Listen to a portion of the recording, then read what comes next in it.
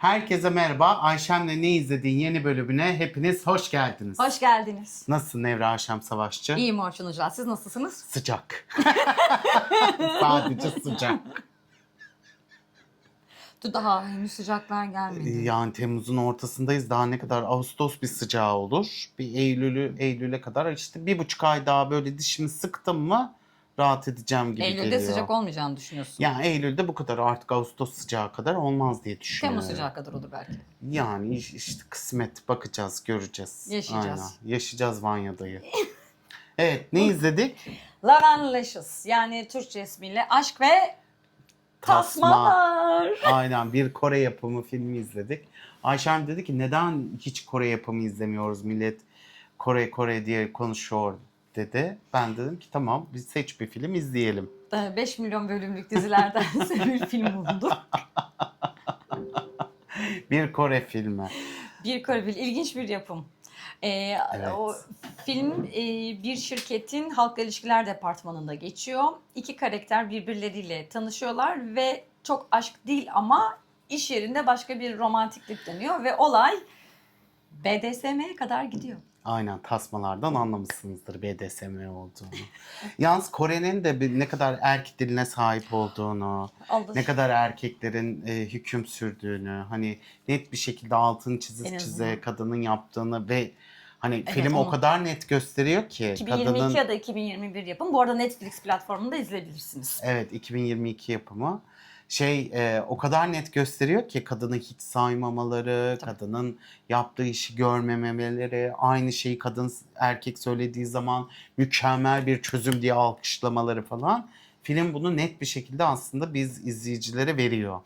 Yani bu anlamda her anlamda yani bunu görüyoruz. Kore'de de maalesef bu erkekliğin erkek dilinin üstün olduğunu görmek biraz bu kadar da belirgin bir şekilde görmek biraz benim canımı sıktı. Umursamıyor onu yapan patron, yani müdür, o gruptaki departmanın başı da. Ya Umursamıyor artık yani. zaten o kadar çok köre köre. alışmışlar ki. Yani her şeye Tacize varana alışmışlar. kadar. Ama Evet. karşılarında çok güzel cevap alıyor. Ama yine de umursamıyor. Yani cevabı dinliyor mu acaba? Acaba? Cevap alıyor da Geri dönüşü nerede yok acaba? yani. Hiç orada değil. Şimdi filmimiz şu şekilde açılıyor. Bir soruyla başlıyor. Sanırım filmdeki soru kadın karakterimizin sorusuyla başlıyor. Bunu da kendisine de sorduğu bir soru aslında. Dünyadaki hiçbir ilişki tamamen eşit değildir. İstemli ya da istemsiz iki kişi karşılaşınca güç onlardan birine kayar. Belki hepimizde vardır. Birine hükmetmek ya da itaat etme isteği. Merak ediyorum. Senin kalbinde de açığa vuramadığın bu isteklerden biri var mı? Sorusuyla gidiyor ve aynı soruyu karakter kendine de soruyor. Aynen. Halkla ilişkiler ekibimizde bir Bay Mükemmel katılıyor. Yani halkla Aynen, ilişkiler tabii. departmanındaki baş böyle sunuyor. Bay Mükemmel geldi diyor. Aynen. Şöyle bir şey var. Erkek karakterler Jung Jiho. Kadın karakterimizin ismi de Jung Jiwoo. Jiwoo birbirine çok benzer oluyor. Zaten bunda da bu benzerlikten dolayı da bir paket yanlışlıkla erkeğimize gideceğine kadına gidiyor. Evet. Bundan önce kadının kendisiyle ilgili dikkatini çeken yönler oldu. Burada kadın da zaten erkeği ilk başta plazaya girerken görüyor ve biri hoşlanıyor. Nasıl, kim Aynen. bu falan. Herkes beğeniyor adama. Bir bakıyor. Herkesin dibi düşüyor. Bir bakıyor bizim departmanımıza gelmiş. Bir bakıyor bunun gelmesi gereken pozisyona gelmiş. Bir de Başka öyle bir şey var. Yani asıl olmuş. aynen üstte olmuş. Kadın oradan terfi alacağını düşünürken bir bakıyor adam getirmişler kadının yerine. Aynen. Kadın işkolik, iş yerinde çok fazla gülümsemeyen, iş yapıyoruz zaten deyip asık suratlı olarak nitelendirilen, arkadaşları tarafından da departman başı tarafından da asık surat nitelendirilen biri. Hatta bu adam gelip tanıştırma evresinde, yeni gelen başının tanıştırma devresinde de ne kadar uzadı deyip hemen soruyor. Biz de hani influencer olarak homofobik birini seçemeyiz. Çocuk programı ile ilgili bir şey yapıyoruz deyince o dedi homofobik değil dedi. Sadece onu rahatsız ettiğini söylemiş diyor. Adam bir departman başı diyor ki homofobik değil, onu rahatsız etmiş eşcinseller. Sonra adam buradan hani farklı şeyleri açık olduğunu, kadını görünce kadın dikkatini çekiyor onun. Sonra işte adam da diyor ki ama diyor şey yapmamız gerekiyor. Hani bu biraz düşünelim, bence hoş bir şey değil bizim imajımız açısından deyince işte bak diyor. Bay Mükemmel anlattı. Böyle açıkladım. Hemen Sen anladı. de böyle tane tane anlatsaydın diyor Bayan Jiwoo. anlatır. Lütfen diyor, hatta sevilmeliği sadece sevgilinize yapmayın diyor. Ve sevgilisi yok yani. Sonra kadın diyor ki bunu gerçekten söylediniz mi diyor. Evet diyor adam. Yani ondan sonra ki, ama bu tacize girer. Farkında mısınız diyor. Sonra diyor ki ya bir tür kısa olduğu için erkek var çünkü ilk defa orada. Dirsek teması kurabileceğini düşünüyor yeni gelen mükemmel erkeğimle. Ya Evet. çok kız olunca böyle oluyor işte ya falan filan diyor. Adam Departman. bodoslama evde yok. Adam 4 nala koşuyor yani. hiçbir Hani hiç şekilde. umrunda değil zaten. Bir de bir kaşıyıcısı var, bir de sırtında o. Ha bir de bir şey kaşıyor. Sonra patron da adam da yeni giren adam da böyle bir şey dediğince diyor ki ya diyor ben siz denemek istedim diyor. Yoksa ben de bu fikirleri onaylamıyorum diyor. Kendini zaten diğer erkeğe beğendirmeye çalışıyor. Diğer çalışanlarına beğendirmeye. Gayet düz bir erkek portresi departman başından görüyoruz. Ondan sonra hatta patron o kadar sinirleniyor ki yanından geçerken bacımın içeceğini buraya koyuyor. Kadın çok sinirleniyor. İçeceğini alıyor eliyle böyle buruştururken erkeğimiz onu görüyor. Ne kadar agresif olduğunu görüyor ve Sert diyor ve eriyor. Sert diyor ve eriyor. Sonra ertesi gün şöyle bir şey oluyor. İsim benzerliğinden dolayı erkeğime Erkek. gelen paket kadın tarafından alınıyor ve adam da koştura koştura gidiyor. Kadın da Kadından bunu şaşkın. alacağını. Allah Allah, bana ne ben bir şey söylemedim. Sipariş etmenin bana ne kuryesi geliyor diye böyle açıyor paketi. İşte bir sürü renkli baloncukla şeyler çıkıyor, köpükler. İçinden. Sonra bir açıyor, bir bakıyor. Tasma. Aynen, tasma çıkıyor. Ondan sonra Allah Allah bu ne falan. Adam o esnada koştura koştura geliyor. Açtığını görüyor. Tasmayı elinde görüyor. Tasmayı hemen alıyor elinden. O da diyor ki ben diyor kendi evcil hayvanımı aldım diyor. Cinsi ne diyor? Paddle diyor. Orada Paddle bir için tane ama çok büyük değil mi diyor bu. Böyle bir de yani tasma hani. O da diyor ki benim köpeğimin boynu diyor benimki kadar var diyor. İnanılmaz. Sonra kalan kutunun el değiştirirken kutu birden Haragüre'de yukarı gidiyor. Bütün balonlar işte küçük küçük toplar işte yerlere saçılıyor ve yerde bir işte İndirim kuponu. indirim kuponu. Mağazanın. indirim BDSM mağazasının indirim kuponu. %15 indirim kuponu var. Böyle bir de fotoğraf var. Kadın işte bağlamış adam da çekerken falan. Evet. Ondan sonra kız onu görüyor falan. Niye atıyorsunuz indirim kuponu diyor. Falan filan yapıyor hatta. Sonra dağılıyorlar mevzuda. Sonra yemek sırasında sürekli birbirlerine bakışıyorlar. Bu arada kadın kıskanmaya başlıyor adamı. Çünkü bir önceki departmanındaki kadınlar merhaba nasılsınız size kahve ısmarlayalım mı bir tane daha veda yemeği yapalım diyor. Adam da onlara çok kibar davranıyor. Kadın da böyle dikkatini çekiyor.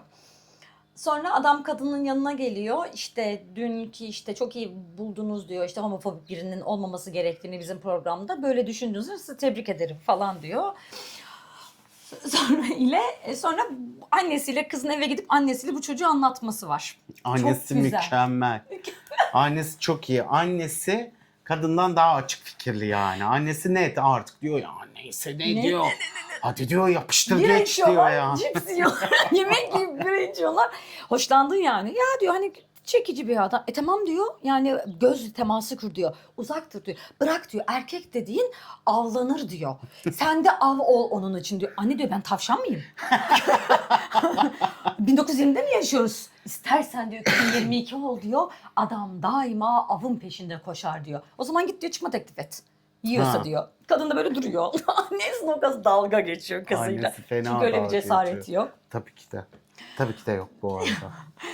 Sonra işte Bançu korku sırasında Sonra akşam koşuda bir dükkanın önünde geçiyor. İlk defa artık bu tür şeyler kadının dikkatini çekmeye çalışıyor. Dükkanın önünden geçtiği dükkanın ismi de Haz Laboratuvarı. Orada bir tür oyuncakları görüyor vitrinde. Kız böyle vitrine giriyor. Kendini adamla birlikte o haz yaşarken, fantazi gerçekleşirken hayal ediyor. İmgesinde adam ona tasma takacakken kadın hayır ben tasma takmam diyor gayri ihtiyari. Elini buraya götürürken annesi geliyor. Hop seviyor musun? Alayım mı sana bunu? Kullanacağım mı? Bir yer mi kullanmak mı istiyorsun? Yaptık bir hayatını nerede kullanacaksın? Ay Allah'ım ya, kadın çok iyi ya. Kadın sürekli ezikliyor kızı yani. Tam kız anne ilişkisi Çok tatlılar işlemişler ya. ve bize de çok denk düşüyor yani bu kız anne ilişkisi. Hani bizde de anneler kızlarıyla hep şey yaparlar ya, Ben dalga anamla geçerler. anacığım fantezin var mı kızım yap dediğin anamı görmedim ben hiç Hayır hayatımda yani bu de, hani genel olarak diyorum canım, şey neden sonuç ilişkisi olarak, hani tam birebir olarak söylemiyorum. Hani hep Arkadaş gibi böyle oldukları. birbirleriyle hani makara yaparlar yani bir şekilde. Sen de bunu beceremiyorsun falan derler yani. Ama nur topu gibi travmalarımız olur. Ama sonuçta yaparlar. O ayrı bir şey. Sonra ertesi gün adam işte adam kadından özür diliyor. Beni açık etmedin, şey yapmadın diye. Hiç kimseye söylemedin diye. Çünkü adam bir kadından kaçarken kafasında bir şey geçiriyor. Oyuncaklar bu arada o gün influencer'ın geldiği ertesi gün bir hafta sonu etkinliğim var. Influencer paylaşıyor işte buldukları oyuncaklar var. Çocuklarla bir etkinlik var. Adam kadından kaçabilmek için malzeme deposunda kafasına koskocaman bir tane karakterin oyuncak kafayı geçiriyor. Kadın içeri girdiğinde bu arada adam ona da mesaj atıyor. Sonra mesajı yarım yazıyor. Hı hı. Kadın içeri gelince böyle ne oluyor? Kaçıyor. İşte Bay Chihu siz misiniz dediğinde adam ne deyip kafayı küt diye vuruyor. Pat pat pat vurup yere düşüyor. Kadın da hemen ne yapıyorsunuz diyor. Hastaneye gidiyor. Tutuyor elinden hastaneye götürüyor. Adam ona Aynen. emrettiği için çok mutlu. Adam aşırı Gidiyor. mutlu bu arada. Sonra dışarıda teşekkür ediyor. Ben de dedikodu yapmam ki diyor kız. Ama diyor siz kusura bakmayın diyor. Ben biraz önce size diyor elinizden tuttum. Çok sert davrandım. Genelde Hayır, bir de maskotun kafasını niye giymiş ben onu anlamadım. kendini fark edemeyeceğini Hayır, düşünüyor. yani hani neden maskot? Bir de bedenine değil kafasına giymiş takılıyor orada. Ne alaka ya? Zaten kadın. Yani evet, maskotu giymiş çocuk gibi. Çocuk gibi Çocuk çünkü. zaten, evet Çocuk yani. gibi. Ondan sonra neyse hastaneye gidiyorlar. Hastanenin başında işte diyor işte böyleyken böyle şöyle falan. Hiçbir şeyim yokmuş bilmem ne. Orada mı teklif ediyordu? Orada teklif etmiyor. Orada kadının da BDSM ile ilgi duyduğunu, stresliymiş, çok yüzüm asıktır. Aa dedim sen de bendensin yani. Ay Allah'ım iş yerinde bunu bulmak o kadar zor ki. İşte eski sevgilime bunu söylediğinde bana sapık demişti. Sen beni sapık olarak görmüyorsun. O zaman sen de efendisin. Benim işte efendimsin. Çok güzel, harika. Ben seni buldum falan derken kadın dedi ki ben sizin sapık olduğunuzu düşünmüyorum dedi. Benim efendim olur musun diye. Aynen doğru. Orada yanaştı. Kadın dedi ki bir dakika dedi. Ben ondan bahsetmedim dedi. Aha dedim kusura bakmayın özür dilerim dedi gitti. Akşama da şirket yemeği var. Şirket yemeğinde de karşılıklı oturuyorlar bunlar. Yan tarafta yine bizim de departmanımızın adam yine toplumsal cinsiyetten ay ne kadar iğrenç falan Adama- konuşurken Adama böyle sürekli bir şey fırlatasın geliyor Evet. yani hani izlerken. kadın da eş zamanlı olarak ay midem bulanıyor dedi. Ya, bu adamlardan bundan midem bulanıyor bıktım artık işte bir şey gelesin diyor. Bizim cancağızım da üzerine alınıyor. İçiyor. Soycuları içiyorlar takır takır. Yemek sonrasında iki kişi baş başa kalıyor. Bunlar hani işte bay bilmem kim nereye gidecektiniz. Ha onu ağlarken buluyor. Hı. Ağlarken buluyor. Adam ağlıyor. Diyor niye ağlıyorsunuz diyor. Siz bana böyle böyle dediniz. Hayır diyor öyle bir şey yok. Ben diyor size sadece sizi sapık olarak düşünmediğimi söyledim diyor. Hatta diyor ki adam ondan hoşlandığını itiraf ediyor bu sırada. İşte işte Adam eski hoş- sevgilim beni sapık diye terk etmişi diyor. Kadın onu sapık olarak görmediğini söylüyor. Sonra diyor ki herkes biraz sapık değil mi? diyor kadın. Adam da onu efendim olur musun diye teklif ediyor. Kadın da burada hayır diyor yine. Sonra ama kadının içine bir kurt düşüyor. Evet, kadın evde artık bilgisayarını açıp BDSM nedir, roller nedir, nasıl yapılır bilmem ne falan filan gibi böyle araştırmalar yapıyor ve Dominant. okuduğu Taşlar. şeylere böyle şaşırıyor ama hoşuna da gidiyor. Bu arada kadın normalinde de işte tabii ya aslında normalinde değil de o kadar erkeklerinin hakim olduğu bir yerde çalıştığı için zaten şey olmuş, çok sertleşmiş kadın. Yani hep emir verip hep sert konuşan bir insan Ama olduğu mayasında için. da bu varmış. Çünkü Mayasında çocuk da var. fotoğraflarına gösteriyor. Kızın hiçbir güldüğü fotoğraf var. Böyle Aynen, asık hepsi suratlarla asık. bakıyor. Öyle biri. Ya öyle Bacım bile. da Ondan gülmeyi sonra böyle tek bir imtihan. şey yapıyor falan filan. Sonra iş yerine gidiyor. Hı hı. İş yerine gittikten sonra adamı çağırıyor. Dinleme odasına çağırıyor. Aynen. Adamın dinlenme Elini şeyde- odası mıydı o? Dinlenme odası. Ha, dinleme de olabilir, Ay bilmiyorum. dinlenme. Sonra dinlendikleri için oradan. Ha, dinlenme odasına gidiyor. Adama diyor ki bir tane göz bandı veriyor. Bunu diyor tak diyor. Adam böyle çok heyecanlanıyor falan. Takıyor böyle göz bandını. Sonra diyor gel diyor otur diyor. Oturtuyor adamı. Sonra diyor ki ben bunu yapmak istiyorum diyor. Ondan sonra ben şey yaptıktan sonra 30 saniye sonra. ben 30'a kadar say, gözlerini aç diyor ben çıktıktan sonra. Kadın hemen çıkarken açıyor adam gözleri. 30 saniye dedim diyor. O da diyor ki siz şu an benim sahibim değilsiniz. Kabul etmedin beni henüz Kabul diyor. etmedim Gibi diyor. Ondan sonra çıkıyorlar bunlar. Kadın bir sinir oluyor buna. Kadın inceden bir kuruluyor. Diyor ki ulan ne demek diyor, sen bana teklif ettin de diyor, sonra diyor hayırdır diyor, senin götün başına ayrı mı oynuyor diyor. Ben diyor sana yapacağımı bilirim falan filan diyor. Yani Sonra- kısmen. Ofis çıkışında bizimki bekliyor elde şemsiyeyle. Yağmur yağdığı için Aynen. sizi bekledim. Niye diyor köpek gibi bekliyorsun diyor. Tasma da var ya da köpek fantazisi. Sonra bunlar gidiyor. Kadın yine o akşam şey yapıyor. Araştırma yapıyor ve bunlarla ilgili imzalayacakları bir tane sözleşme hazırlıyor kadın. Örnek sözleşmelerden buluyor. Adam da bu arada kendi BDSM'lerle ilgili olanların bir tane şeyinde yazışıyor insanlarla. Kadın değil miydi Adam o? da adam yazışıyor ya bir tane. Ha, Arkadaşlar galiba ben efendim buldum iş yerinde ama o efendim olmak ister mi istememez mi ne yapacağımı bilmiyorum. İşte ben daha önce efendim olacağını düşünmüştüm diyor bir kadın. Forumda yazışıyorlar. Ha, bir form. Adam oradan destek istiyor. Hala form kullanan ülkeler var, evet. Sonra işte anlaşmalarını imzalar ve ona bir gözlük veriyor. Sen diyor bu gözlüğü diyor şöyle oynattığında diyor benden emir almak istediğini anlayacağım diyor. Hı hı. Ve ilk hafta sonu bir oyun için bir motel buluyorlar. Evet, hadi diyorlar artık diyor, hani bu arada her gün bir şeyler yapıyorlar ufak Evet ufak. evet. Artık diyor her günün, filmde diyor ki artık her günün bir artık eğlence zamanı vardır. Bir güne Evet. aittir diyor. Haftada bir Gidiyor. oyun oynamanız lazım Aynen. diyor. Bir motele gidiyorlar. Ondan sonra motele giderken Hiçbir şey olmuyor. hiçbir şey yapamıyorlar mıydı? Tasmasını Tasmayı bağlıyor. veriyor. Köpek taklidi yapıyor. Adam birden köpek rolüne giriyor. Havlıyor, dönüyor, mamasını yiyor kadının elinden. Yan odadan da sevişme sesleri gelmeye başlıyor. Sevişme seslerine karşı adam o kadar içselleştirmiş köpeği. Sese karşı havlar ya köpekler. Adam da havlamaya başlıyor. Ama ne köpeksiz çıkartıyor adam Aynen. gerçek. Sonra çıkıyor sus diyor durduramıyordu onu. Otelden köpek mi var burada deyip bir şekilde atılıyorlar. Şikayet geliyor.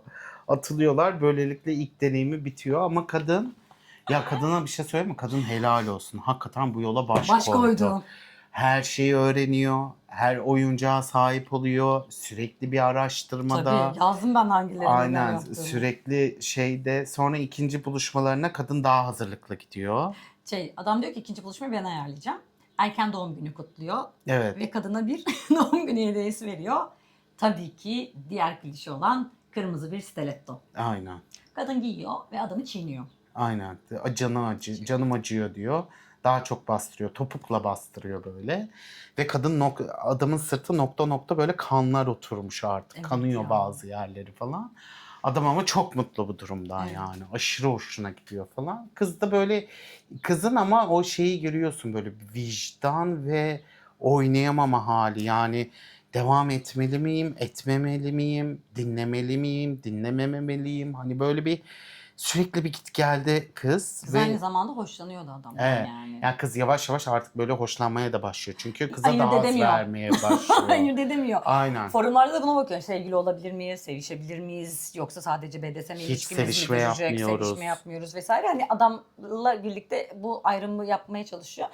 Bir yerden sonra da stiletto ile üzerine basarken adamın şöyle bir iç sesi var. Adam kendi o kadar dışarıya doğru, o kadar korunaklı ki hiçbir hata yapmıyor. Her işinde mükemmel. Her dediğinde bir cümle söylediğinde kesinlikle doğru olmak durumunda, yani tamamen bir dış dünyada efendi noktasında, ama diyor benim iç dünyam o kadar paramparça ki diyor düşmeyi, üzerime basılmayı, kırılmayı severim. Çünkü iç dünyam bir felaket. O yüzden her şeyin parçalanmasını isterim. Bu şekilde de ben parçalanıyorum. Dengeyi öyle sağlıyorum diyor. Sonra ertesi gün Han yeni bir stajyer işe başlıyor ve patron bacıma bir yük daha veriyor. Sen eğitirsin, güzel eğitirsin Aynen. diyor. Han yeni stajyeri oluyor. Bizim adama da şey oluyor, bir tane eline done veriyor. Han biraz 2-3 kere anlıyor söylediklerini ve bizim stajyerle bacımın ilişkisi tamamen emir komuta zinciriyle devam ediyor. Tabii ve efendi canım. köle ilişkisiyle devam ediyor. Bunu her gördükçe Ve adam Adam kuduruyor, böyle sinirleniyor, kıskanıyor yani, aşırı kıskanıyor ve çocuğa kız o kadar sert davranıyor Evet. ki. Yani neler olduğu belli değil hani kız böyle. "Ay, Herkese mail gönderilir. Aynen öyle. Toplu mailde değilmiş diye adama da kızıyor. Adama toplu mail yollama artık diye. O gün o çok kıskançlığından ötürü hatta ofiste kaldıkları gece miydi o gece? Ofiste de henüz onu davet etmiyor henüz. Sonra Ha. 3. oyun geliyor. 3. oyunda mumlarla oyun oynuyor. Kadın Ha, gidiyor mum. araştırıp mum alıyor. Mum yakıp üzerinde. Kırmızı mum alıyor. Abi Alıyor. ben şunu anlamıyorum Ne bak. yanı Şunu anlamıyorum. Hani tamam işte bu oyuncakların satıldığı hani erotik shoplardaki kırmızı mum neden var onu anlamıyorum. Kırmızı mum her yerde var ya. Özelliği ne acaba? Çabuk eriyordur belki. Sanmıyorum ya. Ya Yani bilmiyorum. Böyle bir değişik. bak bir şey. Mesela Hep kahvecilerde artık her kahvecinin bir matarası var ya. Üzerine Doğru. isimlerini yazıyorlar. Hani zaten Doğru. matara Aynen, alabiliriz matara mevzusu. dediğin her Her şeyi yerde var. satabilirler. Doğru, o kadar haklısın ki Ayşe. Sonra bir sonrakinde başka bir mekanda tüylü kırbaç Aynen. deneniyor. Tüylü mü? Evet. İlkinde Ha, tüylü kırbaç evet, var. tamam, Sonra evet. bilmem 5 milyon tane şey. Sonra bir sonraki kademede ayağıyla adamın yüzünü eziyor bu Eziyor, sefer yatırıyor. evet. Sonra bizim eleman bu kadar onu kıskanmaya başlarken stajyerle o şeyde karşılaşıyor, tuvalette karşılaşıyor. Hı hı. Ya diyor hani diyor işte bayan kim diyor size eğiten kişi sana çok sert davrandı bana da gelip sorabilirsin diyor. Hiç sıkıntı değil diyor. Stajyer diyor ki onu hep göz korkutucu diyorlardı ama o göz korkutucu olduğunda garip bir şekilde seksi oluyor diyor. Bizim Şok. Ne falan diyor böyle hani yani ne diyorsun kardeş falan modunda yani.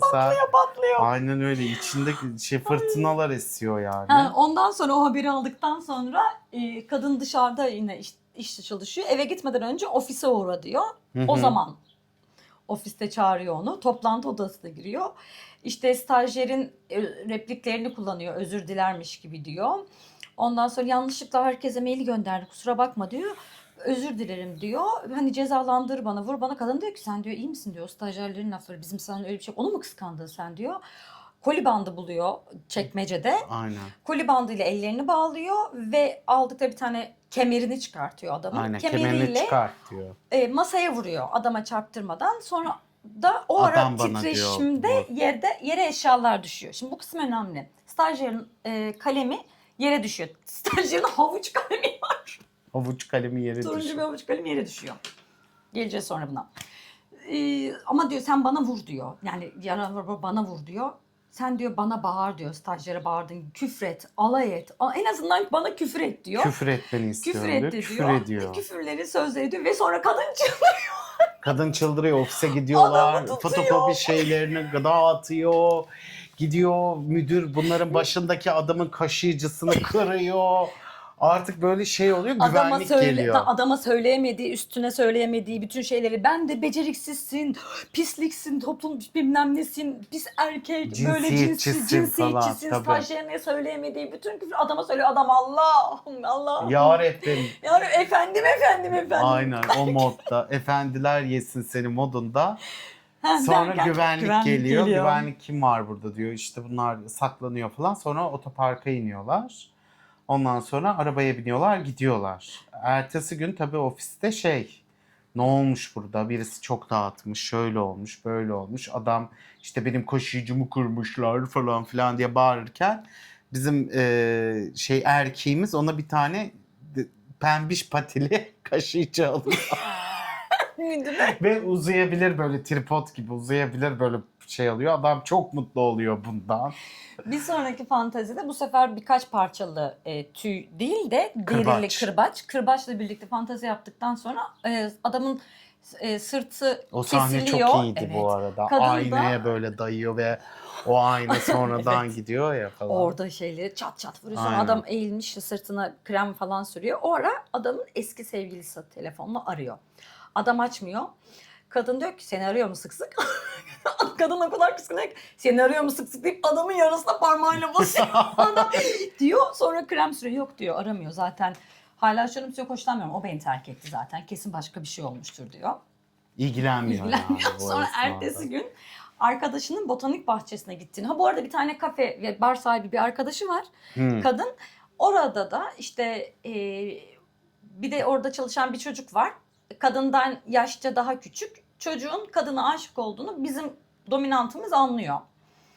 Ama her hafta sonu kadın gidip biriyle buluşuyor. Diyor ki o da işte ya diyor söylesene diyor açık olduğunu hani şey yaptığını. Hoşlandığını. Ama hani patronum söyleyemiyorum. Her hafta sonu biriyle buluşuyor. Sevgilim yok diye her hafta sonra biriyle buluşuyor diyor.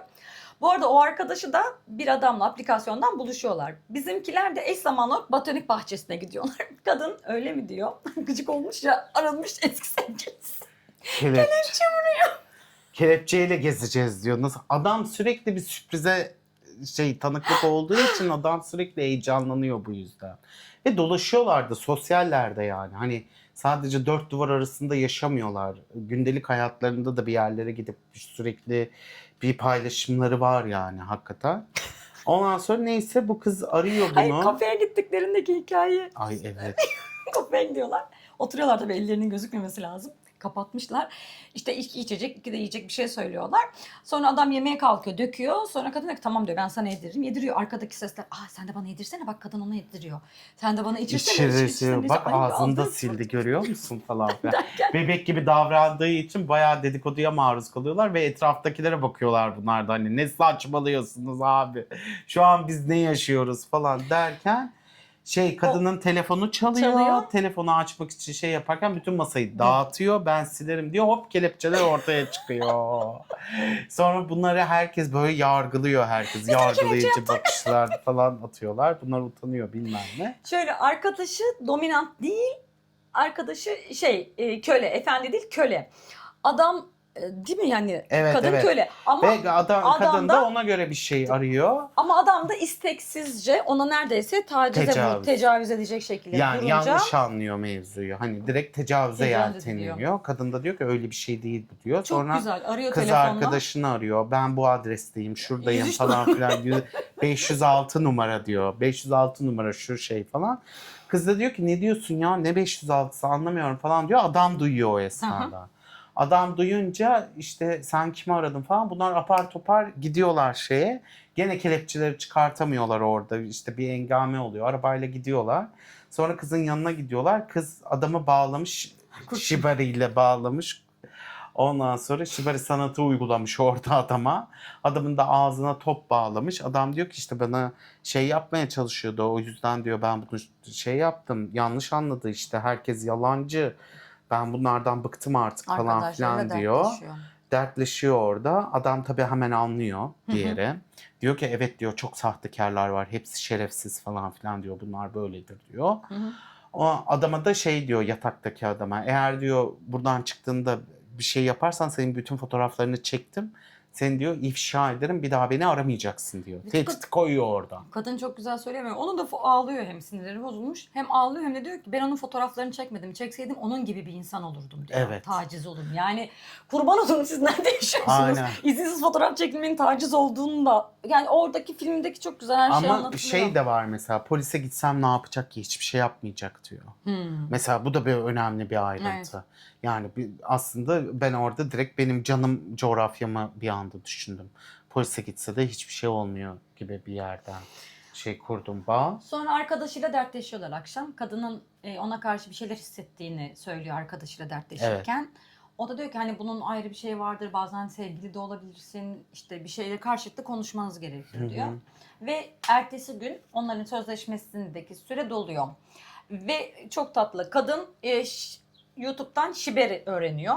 Onu nasıl bağlayacağına dair. Adam da evine davet edeceği için kadını evde ona yemekler yapıyor.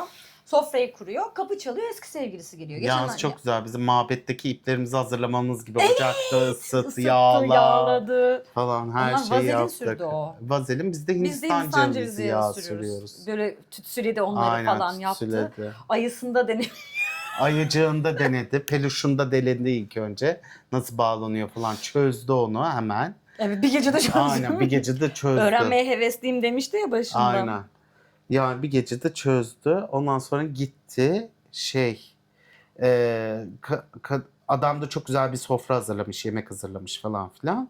Sonra adam kapı çalıyor. Kapıyı bir açıyor eski sevgilisi.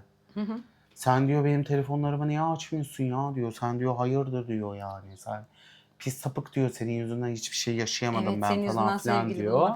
O da diyor ki ben de korkuyorum senin yüzünden. Benim o kadar çok aşağıladın ki diyor. Ben de artık aşağılanacağımı düşünüyorum falan filan diyor. Ondan sonra böyle tartışıyorlar falan. Kadına gitmesi gerektiğini söylüyor ama kadın bira getirmiş, bira içiyor, sofrayı görüyor bardaklarla.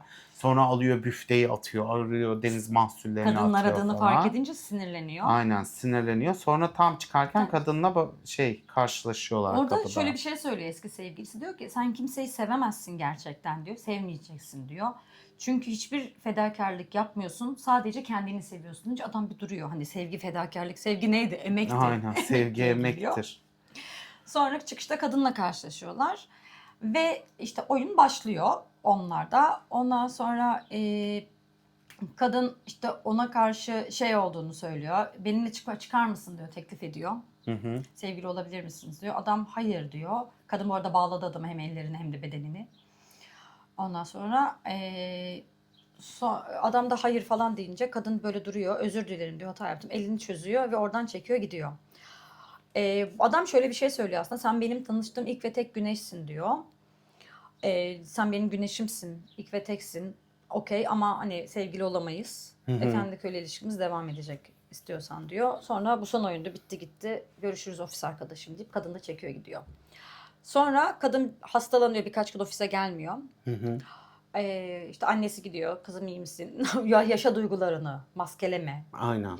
Annesi Ya dışarı yansıtıyor. Sonra bizim o turuncu kalemimiz vardı ya havuç şeyinde. Meğersem o ses kayıt cihazına sahipmiş. Bizimkiler orada beni döv, beni yap diye dinlenme odasında oyun oynarlarken ses kayıt cihazı çalışmaya başlamış ve kemerini çıkart, kemerinle bana vur, bana vur, beni cezalandır, bana küfür et sesleri ofisteki herkesin WhatsApp gruplarına, maillerine düşüyor. Bunun üzerine sıra kadem basıyor stajyer. Stajyer yok. Yine herkes aynı maili attı. Yine ortada yok. Yine toplu mail attı ve çıktı yani salak. Sonra bunlar çağrılıyor. Ofisteki çalışanlara gidiyor. Disiplin sorgusuna alınıyorlar bu arada. Disiplin kurulu kuruluyor. Disiplin kurulunda adam kadından hoşlandığını söylüyor. Ben ondan hoşlanıyorum. Hem saygı duyuyorum. Bir insan olarak ona saygı duyuyorum. Bir erkek olarak ona saygı duyuyorum. Bir işveren olarak yani çalışma arkadaşı olarak çok saygı duyuyorum. Yaptığı da her şey çok düzgün diyor. Sonra bizim kadın da gidiyor. Sen diyor sadece bizim ses kayıtlarımız değildir diyor. O odada neler dönüyor? Ver bakalım şu ses kayıt cihazını diyor. Ve hani buna çünkü ceza veriyorlar bunlara. Uzaklaştırma cezası. Yalnız o kurul da felaket bir kurul. Kurul fenaydı. Yani kurul böyle yani hani nasıl diyeyim? Evet. Şöyle bir şey. Fantezileriyle dalga geçiyor. Adamla dalga geçiyorlar. Kadının böyle bir şey yapabilmiş olmasına dalga geçiyorlar. Yapamaz diyorlar. Yani kurul tam bir kabus. Evet. Yani o diller, o gülmeleri zaten 3 tane erkek var. Bir tane de sekreter kız koymuşlar oraya.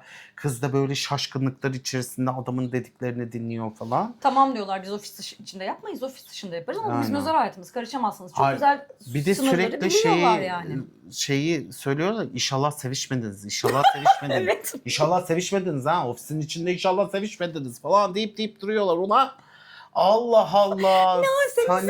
Sevişse ne olacak? Peçeteme tutacağım be kardeşim. Ne yani hani nedir bu kadar ısrarın? Çok ilginç. Adam bizim erkeğimiz kadını sevdiğini söylediğinde içlerinden bir tanesi alıyor. Aşkını ilan etti. Yerine çerez yiyor. Çerez yiyor.